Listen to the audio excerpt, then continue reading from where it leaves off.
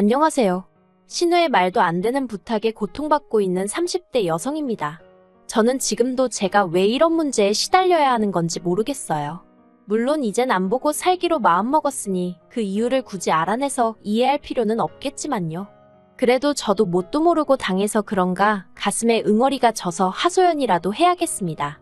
신우도 남들 사연 듣는 거 좋아하는 눈치던데 이것도 꼭 듣고 뭐라도 깨닫는 바가 좀 있으면 좋겠네요. 남편과 저는 동갑으로 27살이 되던 해 지인의 소개로 만났습니다. 남편은 어땠는지 모르겠지만 저는 적어도 결혼을 생각하고 만난 것은 아니었어요. 그런데 1년 2년 작은 문제 하나 없이 주변 사람들이 부러워할 만큼 예쁜 연애를 했고 그렇다 보니 자연스레 결혼 이야기도 나누게 되더라고요. 그리고 사귄 지 3년이 넘어가면서 남편이 먼저 정식으로 프로포즈를 해왔습니다.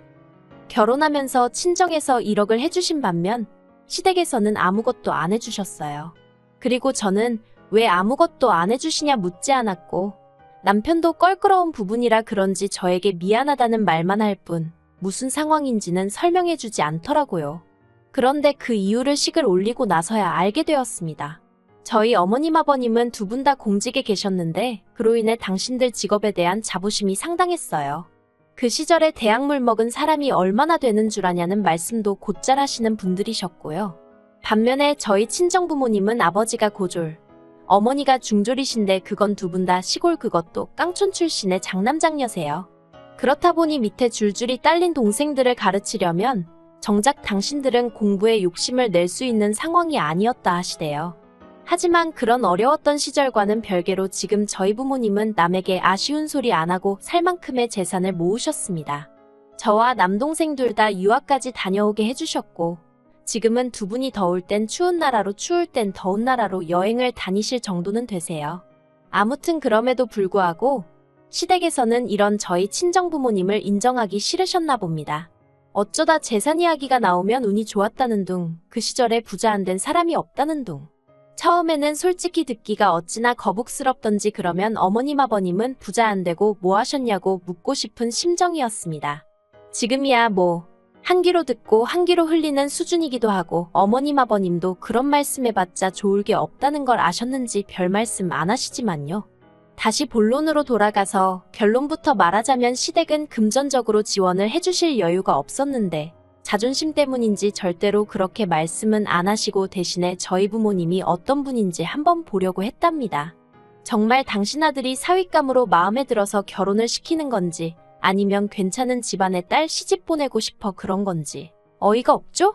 저도 정말 그 이야기 듣고는 어이가 없어서 기도 안 차더라고요. 막말로 차라리 제 남편이 무슨 의사 변호사쯤이나 되고 어머님 아버님이 장관급이나 되면 이렇게까지 억울하진 않았을 텐데요.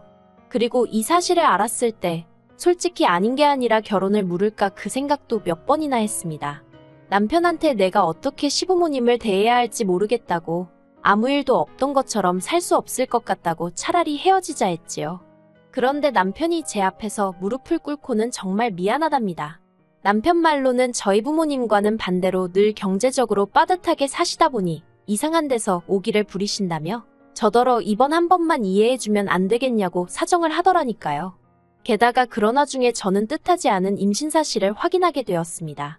솔직히 애가 생겨서 그런지 제 마음도 약해지더라고요.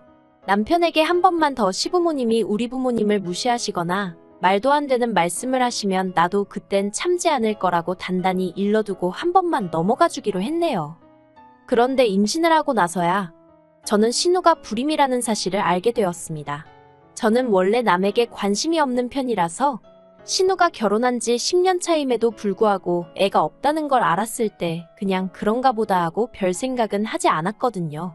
그런데 알고 보니 20대 초반에 자궁 쪽 관련 수술을 하면서 애를 가질 수 없게 되었다대요. 그리고 이건 워낙에 사적이고 예민한 이야기라서 남편은 물론이고 시부모님도 저에게 하지 않았던 거고요.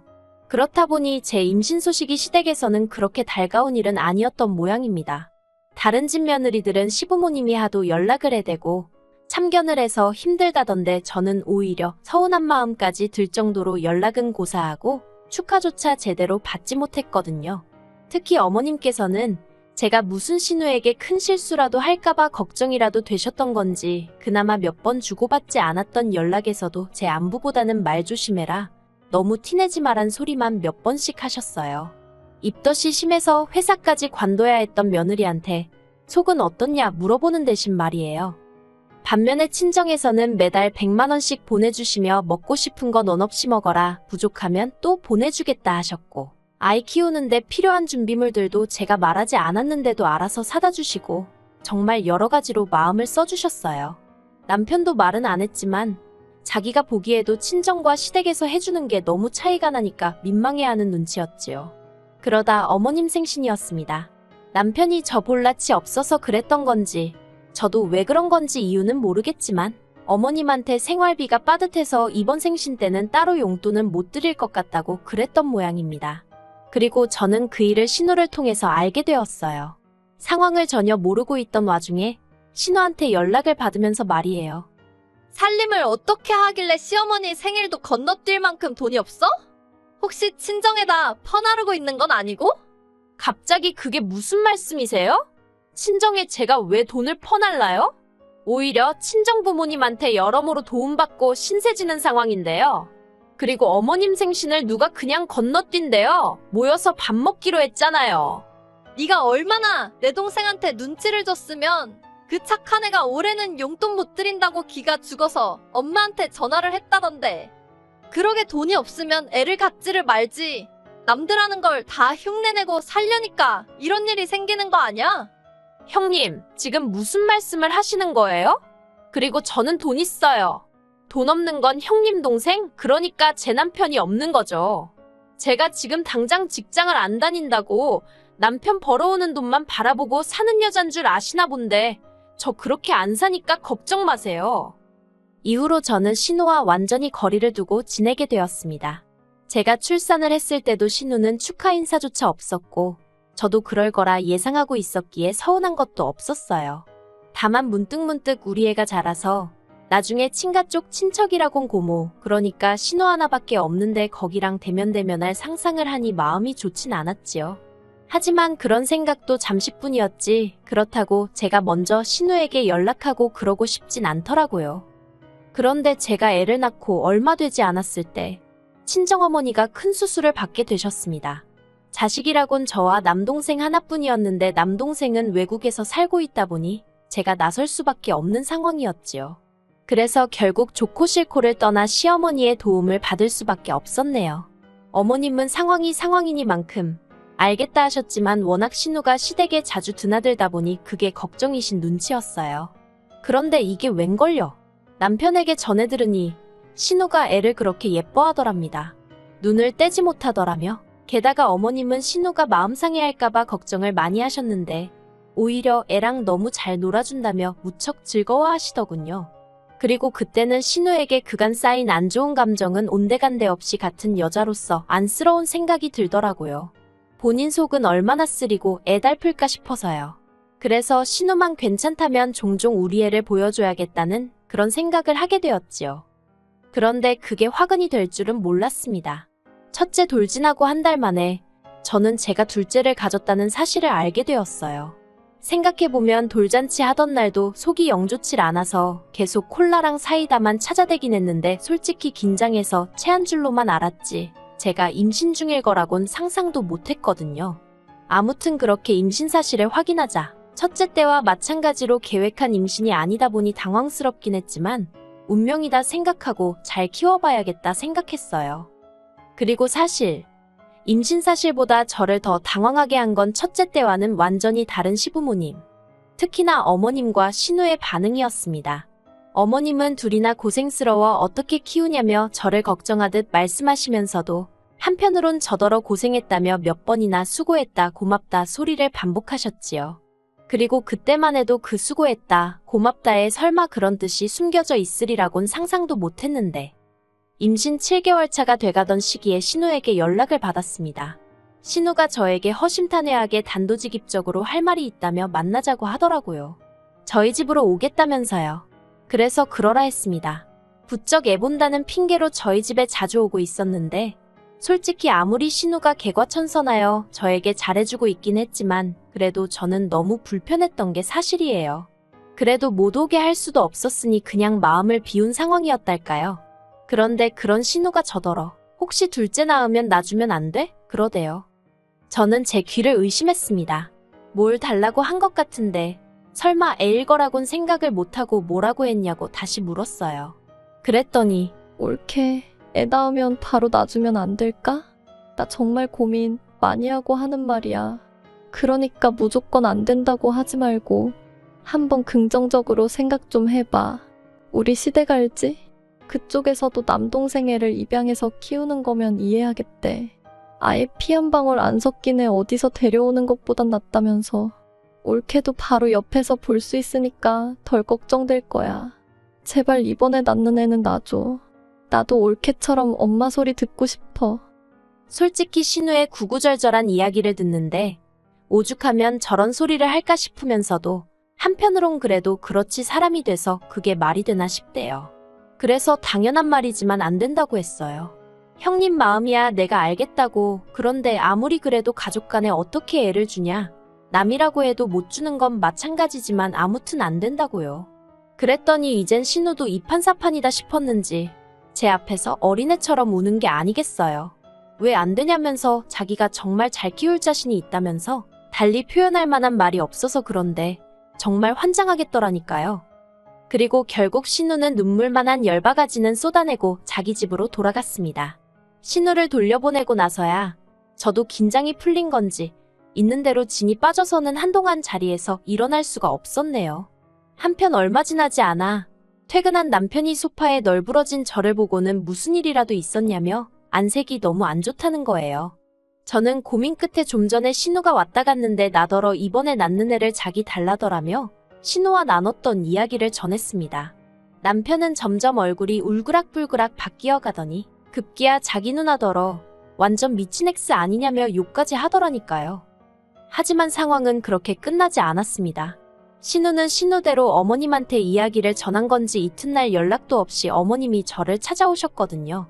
그리고 처음엔 저는 어머님이 신우 대신 저에게 사과라도 하러 오신 줄 알았습니다.